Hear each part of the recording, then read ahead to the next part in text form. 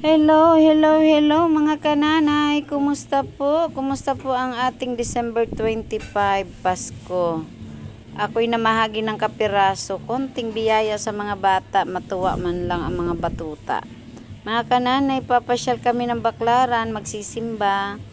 Ako'y hihingi ng kapatawaran sa aking mga nagawang kasalanan at ako'y syempre hihingi ng dagdag kayamanan, charos. Pero totoo yun mga kananay. Eto't maaliwalas ang ating biyahe. Kaya lang pagdating natin dito sa may Parañaque, eto na siya, heavy traffic. Usad pagong literal ang aming naabutan. Sobra kanina pa daw yun maaga. At ito na nga mga kananay, nandito na kami sa loob ng simbahan. At talaga namang hindi ko maintindihan ang aking nararamdaman.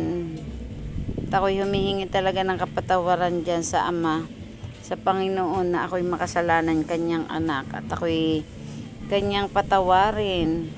Ayan, nandyan na si Mister.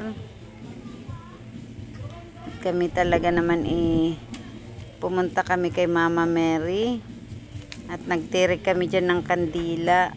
Ang daming kandila. Nagtirik mga kananay kami dyan ng kandila at nagdasal ng konti. Si Mister ay nag-grocery. Ako'y nagdasal lang ng konti at hindi naman kami pwedeng siksikan ng tao. Medyo madami-dami din ang tao mga kananay.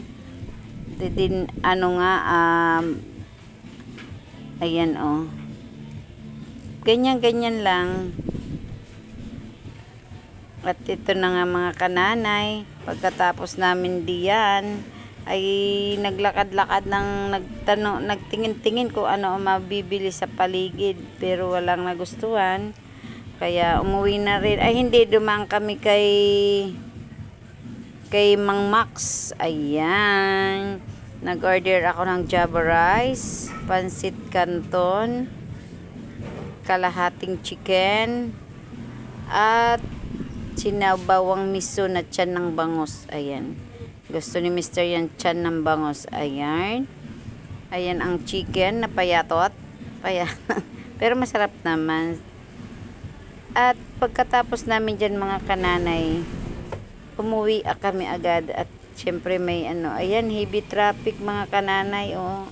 Kaninang umaga pa yan. Salamat mga kananay. Hanggang dyan na lang.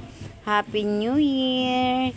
Ingat po tayo, iwas po tayo sa mga paputok para hindi tayo madisgrasya.